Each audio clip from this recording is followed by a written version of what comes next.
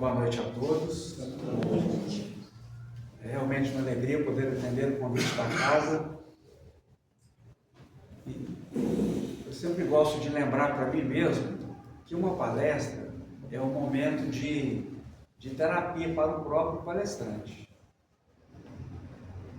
Cada lição que a gente lê, nós vamos filtrar de acordo com as nossas experiências e necessidades. Então, sempre que eu trago algum assunto, sempre que eu preparo algum assunto, o assunto é para mim. Eu sou o maior necessitado. E não é da boca para fora, não. Eu sou o maior necessitado. Eu lembro que teve uma palestrante aqui em Uberlândia, no evento chamado As Portas do Céu. Adoro as palestras dela, Ana Teresa Camasmier, foi lá no Santa Mônica.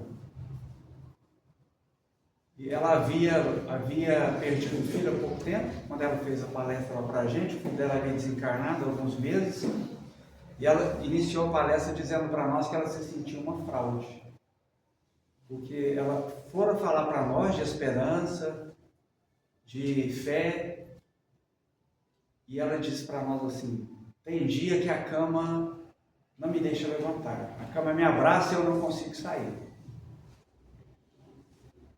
Então eu me sinto uma fraude. E eu gosto de tanto palestrante, mas a Ana Teresa mexe tanto com o meu coração, porque a gente enxerga num palestrante e em cada trabalhador um ser humano com suas limitações, que comparece a uma casa espírita, não para falar daquilo que ele já é, mas para falar daquilo que ele almeja ser, daquilo, como diz Chico Xavier, dou graças a Deus todos os dias por saber quem eu preciso ser e ainda não sou. Então eu me encontro aqui para falar para vocês. Não estou me sentindo uma fraude não, mas estou me sentindo um aprendiz que também atravessa essas dificuldades de entendimento, de compreensão, nos desafios que a vida nos apresenta. E a vida só nos apresenta os desafios que a gente consegue resolver, que a gente consegue lidar. A vida, representando o amor de Deus, nunca coloca perante nós desafios superiores às nossas forças, à nossa capacidade de resolvê-los. E os grandes enigmas que aparecem para nós são exatamente aqueles que vêm para nos fazer crescer, para ampliar a nossa capacidade de lidar com as situações, para que a gente possa se tornar instrumento da espiritualidade maior. E um dos maiores desafios que a gente enfrenta é a morte. A morte, principalmente quando ela acontece dentro da nossa família, dentro dos nossos lares, muito próximo de nós. Um dia perguntaram para o Dr. Rossano por que um espírita suicida. Como pode um espírita suicidar? E a resposta dele para mim foi muito luminosa. Porque o espírita é um ser humano. O rótulo não nos isenta dos nossos desafios, das nossas dificuldades. Não nos isenta de uma fuga que vai representar dores maiores lá na frente. Então, por que, parodiando essa pergunta e a resposta do Dr. Rossano, por que nós nos inquietamos e sofremos tanto diante da morte? A resposta será a mesma. Porque nós somos seres humanos. Não seres humanos completos ainda, mas nós somos seres humanos. Nós trazemos o instinto da sobrevivência. Esse instinto que está lá no livro Céu e Inferno, na segunda parte, que é o passamento. Esse instinto que foi colocado em nós, a pergunta foi mais ou menos essa, né? Por que a gente teme a morte? Esse instinto de sobrevivência que foi colocado em nós, por sabedoria do Pai. Porque se não for esse instinto, nós fugiríamos da matéria, porque é impossível fugir da vida, nós fugiríamos da matéria diante de qualquer desafio que doesse mais em nós. A gente não ia querer enfrentar o desafio. Vamos fugir? Vamos escapar disso aqui? Então esse instinto foi colocado em nós por isso. E quando a morte prevalece, como nós não atingimos esse nível de evolução espiritual, que vai nos isentar do temor, quando a morte aparece, ela nos inquieta. Nós ficamos sobressaltados com ela. Ela nos assusta. Quando ela se aproxima de pessoas próximas de nós, a morte nos assusta. Eu lembro que Chico Xavier, tem uma passagem que eu não vou contar toda a história não, mas o cachorro dele foi envenenado por uma pessoa que achou que estava ajudando, porque o cachorro dele era um cachorro aleijado, ele chegava no centro, tinha que limpar toda a sujeira que o cachorro fazia. E o Chico, a gente sabe, ele chegava do centro 2, 3, 4, 5, até 6 horas da manhã, psicografando, conversando com as mães. E um dia ele chegou e o cachorro dele estava morrendo, envenenado. Porque uma amiga dele pensou que o cachorro está dando muito problema, o Chico já está cheio de problema, né? Deixa eu tirar um desses problemas do Chico. E envenenou o cachorro. Engraçado que a Chico se dispôs a ajudar o Chico no trabalho, né? Ela foi tirar a vida de um ente querido do Chico, que era o cachorro. E aí o Chico diz que enterrou o cão sem não antes derramar muitas lágrimas. Ora, Chico Xavier chorando diante da morte de um cão? Sim. Porque é uma separação. Ainda que a gente saiba que é temporário, que nós vamos nos encontrar lá na frente, possivelmente a gente vai se encontrar lá na frente, mas é uma separação. É um companheiro do dia a dia que não estará mais no dia a dia. Então, espíritas, chorem, sintam dor, sintam falta, sim. E a gente vai aprender a lidar com isso devagar. Lentamente nós vamos aprender, a gente vai entender que é o desprendimento, mas as grandes almas que a gente tem conhecimento, quando se depararam com a morte de alguém, sofreram e choraram, sim. Sofreram e choraram muito. Se a gente for pegar os romances de Emmanuel, nós vamos pegar várias histórias, quando Estevão morre apedrejado e Abigail, que era irmã dele, presencia lá a morte dele, ela coloca ele no colo e chora muito. Maria Mãe Santíssima, quando Jesus está crucificado, ela está ali aos pés da cruz, ela está ali, está no capítulo 30 lá do livro Boa Nova. O irmão X vai escrever para nós que o que mais impressionava ali era o vulto agoniado de Maria. Olha, gente, quando nós adentramos aqui no corpo material, nós entramos nesse mundo instintivo, dói. Quando vê o filho partir, e quando vê o filho injustiçado, quando vê o filho maltratado, dói, e dói muito. Então choremos sim, sintamos dor sim, desespero não. O choro de dor, ele não fere o recém-desencarnado. O choro de desespero é como se a gente derramasse ácido em cima do desencarnado. É muito sofrimento para ele, porque ele está no período de perturbação. Eu vou trazer 2 passagens aqui, uma do livro dos Espíritos, que é a questão 165, da questão 149 e as próximas questões, até a 170 mais ou menos, né? Os Espíritos vão responder a Allan Kardec sobre o desencarne. Mas eu trouxe a 165, que a gente leu ela aqui, o Geraldo, né, leu ela aqui na sexta-feira passada, mas leu só um pedacinho da resposta. A pergunta é: o conhecimento do Espiritismo exerce influência sobre a duração mais ou menos longa da perturbação do espírito? Nós, conhecendo o Espiritismo, qual vai ser a influência desse conhecimento na perturbação que todos nós vamos atravessar? Porque o desligamento do espírito, da matéria, é um período de perturbação que pode ser mais ou menos longa. Os Espíritos vão responder assim: uma influência muito grande. Uma vez que o Espírito já compreendia antes a sua situação. Ponto e vírgula, porque tem um complemento da resposta. Mas a prática do bem e a consciência pura são os que exercem mais influência. A prática do bem e a consciência pura. prática do bem dá para nós, não dá, gente? A gente já consegue fazer o bem. Nós já conseguimos agir no bem. Às vezes a gente ainda não consegue reagir bem, mas a gente já consegue agir no bem. Mas e a segunda parte? E a consciência pura? Qual de nós pode dizer que tem a consciência pura?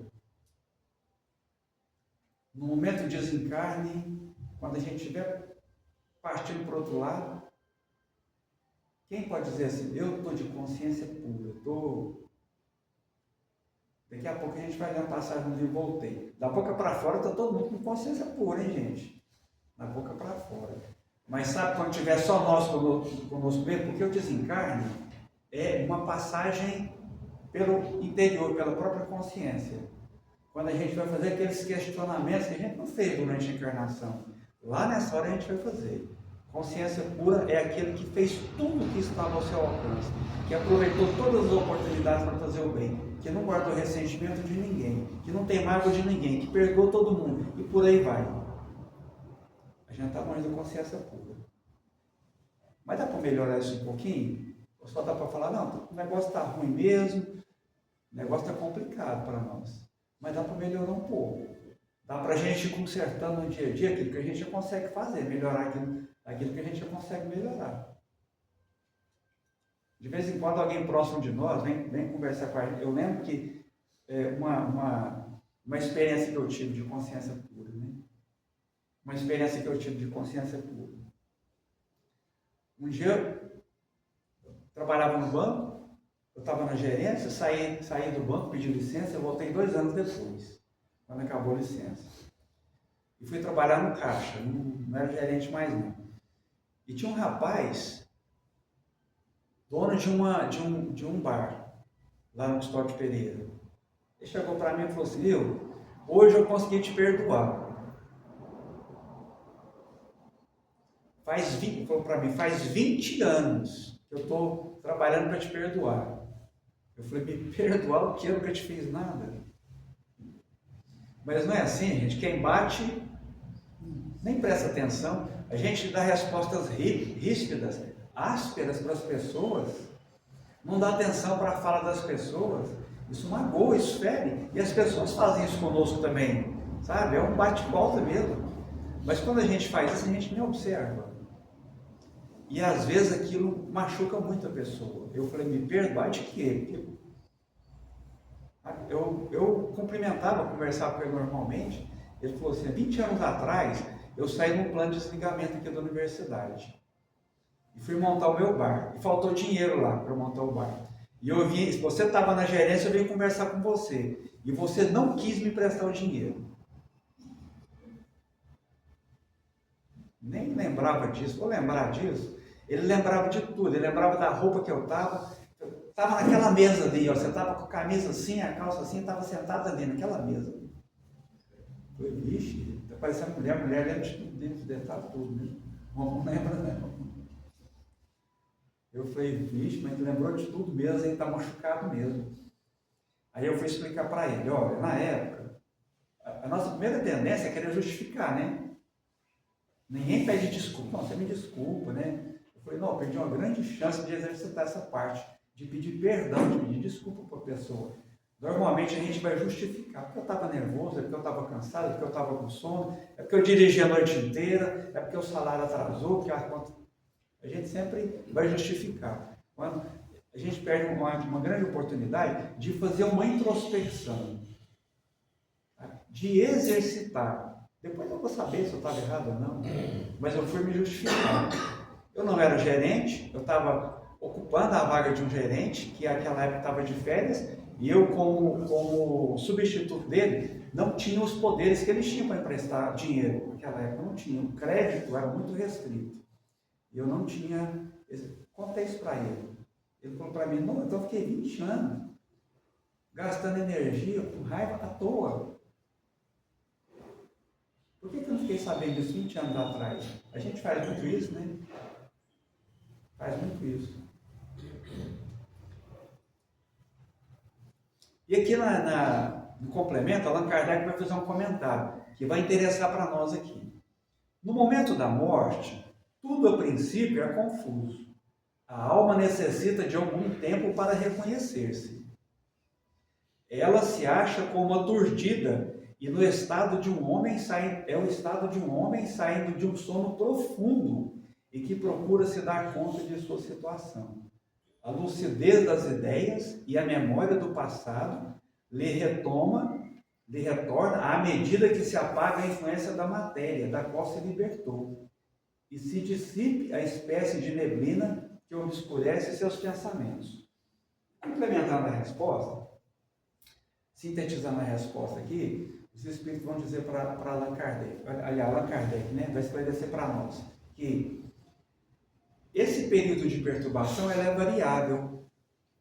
O que faz ele ser variável? Que ele varia de alguns minutos, de alguns segundos, de alguns minutos, a horas, dias, meses e anos. Esse período de perturbação. O que é o período de perturbação? É alguém que acabou de acordar, você vai lá e sacode alguém, acorda aí, fulano. Não faz com ninguém não, gente, é só... Mas alguém sacudiu você assim, você dormindo? Acorda. Você acorda assim, onde é que eu estou mesmo? Despertador tocando para a gente acordar de manhã, quando você for dormir tarde. Te acorda, o primeiro instinto é quebrar o despertador, né? Mas depois que passa isso, onde é que eu estou mesmo?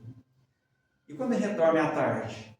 Quem não está acostumado a dormir à tarde? Você acorda, você não sabe que dia que é, que horas que é, acorda doido achando que perdeu o horário de serviço. Às vezes está dormindo no sábado ou no domingo à tarde.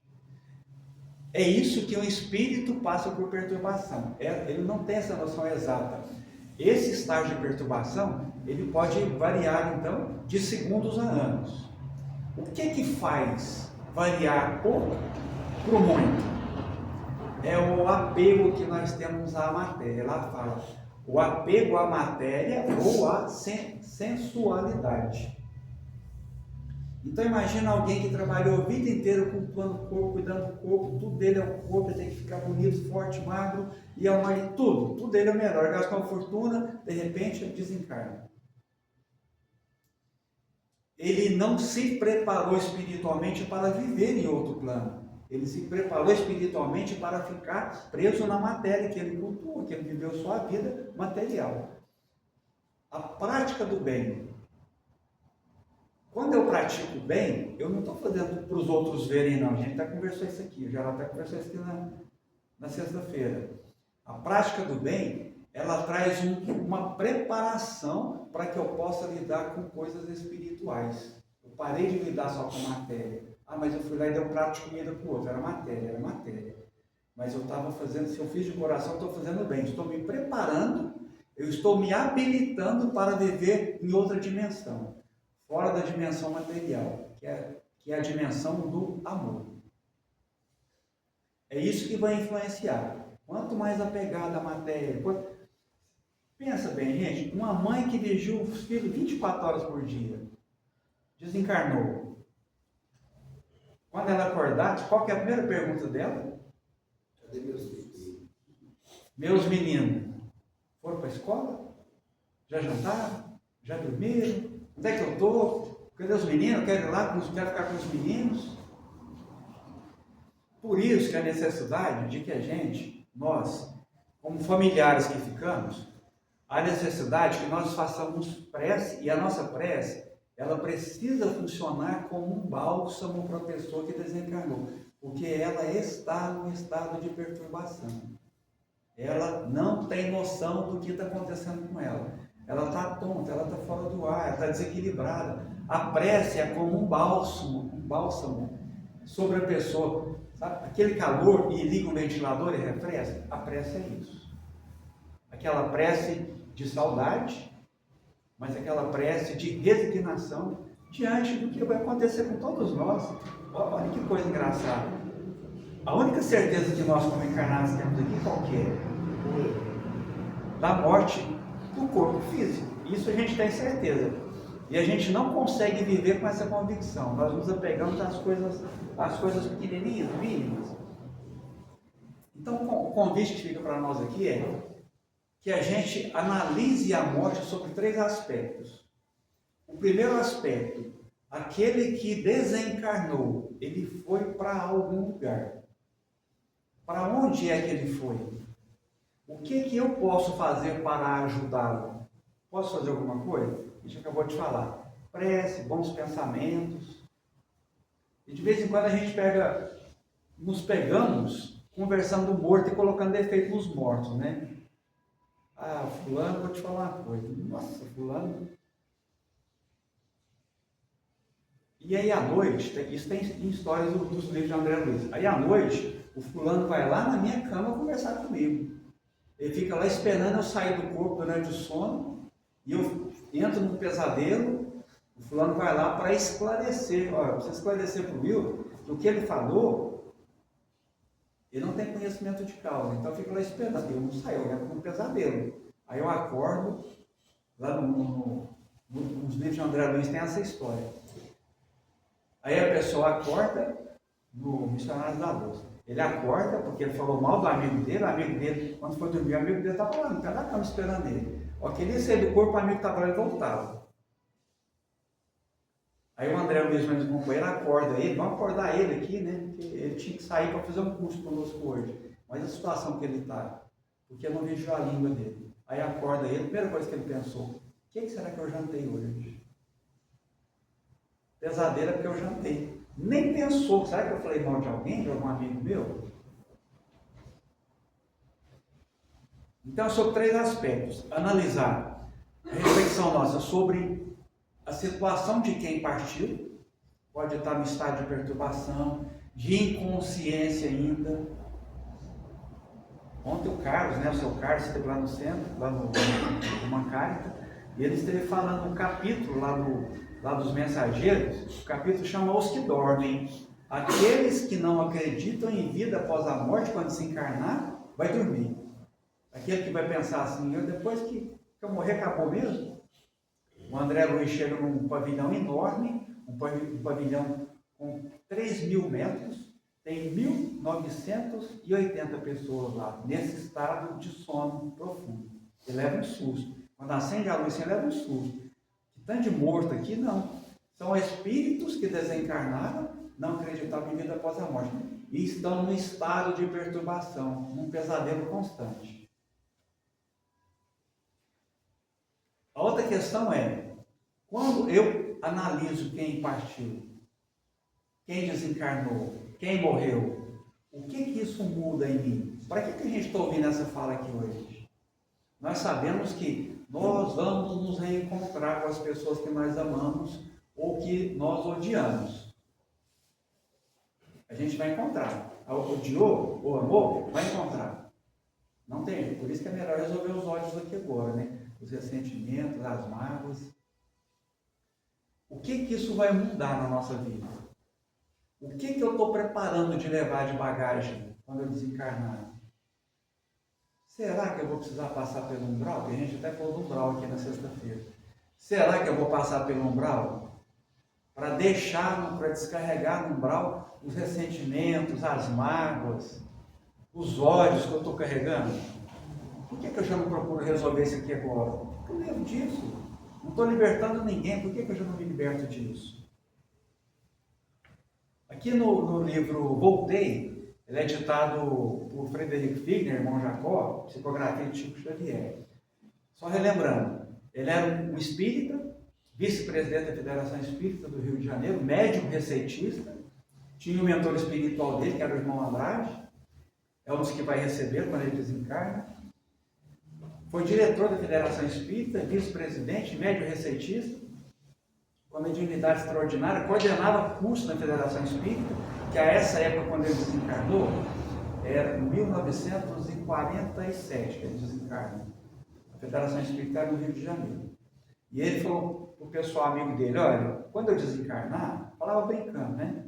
Quando eu desencarnar... A capital do Brasil era o Rio de Janeiro. O Rio de Janeiro era a capital do Brasil à época, né? Quando eu desencarnar, ele era um homem milionário. Quando eu desencarnar, eu vou contar para vocês como é que é, doutor. Eu falava brincando. No dia que eu estava desencarnando, a brincadeira acabou tudo, né? Porque ele começou a fazer essa introspecção. Começou a passar mentalmente as atitudes mínimas dele. E aqui na introdução, eu vou pedir licença para vocês para ler a introdução, porque é um espírita conhecedor contando para nós. A introdução, a fala dele aqui é na introdução do livro. Quem quiser ler o livro, gente, ele vai descrever com pormenores as sensações que ele passou, quem ele viu primeiro, como é que foi o desligamento, como é que foi o velório dele, como é que ele volta para casa, como é que é a primeira visita no centro. Ele vai descrever como é que ele chega do outro lado, como é que ele passa pelo umbral, mas as sensações que ele atravessou, ele vai descrever com pormenores para a gente. Mas a gente vai trazer a introdução do livro. É muito sugestivo o título que ele escolheu. Olha o título que ele escolheu. Ele, o recém-desencarnado. A luta continua. Então, a Iraci falou para nós aqui dos nossos conflitos, né? O Emmanuel fala assim: conflito é o clima comum de todos que querem se melhorar. É isso. Todo mundo que quer ser uma pessoa melhor vai ver conflito. Porque é o Evangelho de Jesus contra aquilo que eu achava que era certo. Aí vira um conflito. Dificilmente eu vou seguir o Evangelho de Jesus sem conflito. Tem sempre conflito. Ah, fulano falou, ele não perde por esperar. A luta continua. Então a nossa luta vai continuar. Cada um de nós, com as nossas dores, ressentimentos, dúvidas, medos, são lutas interiores. Ela vai continuar igualzinho. Não vai ter diferença. Então não adianta pensar assim: quando eu desencarnar, eu vou descansar. Não. Se você baixar um presidente do nosso centro, falou para mim outro dia: nossa, eu estou querendo descansar. Se você baixar um desencarna, não. Se eu desencarnar, você não vai descansar, não. Porque encarnado, a gente vem cá, trabalha 2 horas no centro, 3 horas, tá? Mas depois vai para casa, janta, vai ver televisão, vai trabalhar, vai tomar o café da manhã, almoçar, jantar. O trabalhador do Cristo, depois que ele desencarna, o trabalho dele fica muito maior. A luta continua. Pode passar uns 5 minutinhos? Enquanto no corpo não formulamos a ideia exata do que seja a realidade além da morte. Ainda mesmo quando o Espiritismo nos ajuda a pensar seriamente no assunto. Inutilmente tentaremos calcular relativamente ao futuro depois do sepulcro. Os quadros sublimes ou terríveis, no plano externo, o que acontece fora quando o Espírito desencarna, o que ele vê, o que ele presencia, correspondem de alguma sorte à nossa expectativa. Contudo, os fenômenos morais dentro de nós são sempre fortes e inesperados. Aquilo que eu deixei para resolver, aquele perdão que eu não pedi, aquele ressentimento que eu carrego, é um fenômeno moral muito forte dentro de nós. Antes da passagem, tudo me parecia infinitamente simples. Não passaria a morte de mera libertação do espírito, e mais nada. Seguiria nossa alma para a esfera de julgamento, de onde voltaria a reencarnar, caso não se transferisse aos mundos felizes. Compreendo hoje que aceitar essa forma seria o mesmo que menoscabar a existência humana, declarando-se que o homem apenas renascerá da terra, respirará entre as criaturas e em seguida se libertará do corpo de baixa condensação fluídica. Quantos conflitos, porém, entre o aparecimento e a desagregação do veículo carnal? Quantas lições entre a infância e o declínio das forças físicas? Reconheço presentemente que as dificuldades não são menores para a alma liberta dos mais pesados impedimentos do plano material. Entre o ato de perder a carcaça de ossos e a iniciativa de reencarnação ou de elevação, temos o tempo. E o conteúdo desse tempo reside em nós mesmos. Quantos óbices a vencer, quantos enigmas a solucionar. Acreditei que o fim das limitações corporais desencarnou com problema cardíaco. Passou alguns meses lá na cama. Corporais trouxesse inalterável paz ao coração, mas não é bem assim. No fundo, em nossas organizações religiosas, somos uma espécie de combatentes, prontos a batalhar à distância de nossa moradia. E quando nos julgamos de posse da vitória final, retornamos ao círculo doméstico para enfrentar individualmente a mesma guerra dentro de casa. Vestimos a roupa de carne a fim de lutar e aprender, E se muitas vezes sorvemos o desencanto da derrota, em muitas ocasiões nos sentimos triunfadores. Somos então filhos da turba distraída, companheiros de 1000 companheiros, cooperadores de 1000 cooperadores. Chega, no entanto, o momento em que a morte nos reconduz à intimidade do lar interior. Eu acho fantástica essa frase. Chega, no entanto, o momento em que a morte nos reconduz à intimidade do próprio coração. É isso que a morte vai fazer conosco. A gente fica pensando assim, será que eu vou sofrer? Será que vai doer? Para onde que eu vou? A morte só faz a gente olhar para dentro de nós mesmos. E se não houve de nossa parte a preocupação de construir aí dentro, um santuário para as determinações divinas, quantos dias gastamos na limpeza, no reajustamento e na iluminação? Ó, meus amigos do Espiritismo que amamos tanto, é para vocês, membros da grande família que tanto desejei servir, que gravei estas páginas, sem a presunção de convencer. Não se acreditem quitados com a lei, por haver atendido a pequeninos deveres de solidariedade humana, nem se suponham habilitados ao paraíso, por receberem a manifesta proteção de um amigo espiritual. Ajudem a si mesmos no desempenho das obrigações evangélicas. Espiritismo não é somente a graça recebida, é também a necessidade de nos espiritualizarmos para as esferas superiores. Falo-lhes hoje, com experiência mais dilatada. Depois de muitos anos nas lides da doutrina, estou recompondo a aprendizagem a fim de não ser um companheiro inadequado ou servo inútil. Guardem a certeza de que o Evangelho de nosso Senhor Jesus Cristo não é apenas um conjunto brilhante de ensinamentos sublimes para serem comentados em nossas doutrinações. É código da sabedoria celestial, cujos dispositivos não podemos confundir. Agradeço sensibilizado a colaboração de Emmanuel e de André Luiz, nos registros humildes de meu refazimento espiritual, destas páginas que endereço aos irmãos de ideal e serviço. E pedindo a Jesus, nos fortaleça a todos no trabalho a que fomos conduzidos, de modo a estendermos, além de nós, as bênçãos que nos felicitam, rogo também ajuda para mim mesmo, a fim de que a luz divina me esclareça e auxilie dentro do novo caminho de trabalho e elevação. Porque se a experiência carnal amadurece e passa, a vida prossegue e a luta continua. Quem estiver passando as suas lutas, não espera para depois para resolver, não. Volto a dizer, essa fala é para mim, porque a gente quer deixar para depois. A nossa luta vai prosseguir.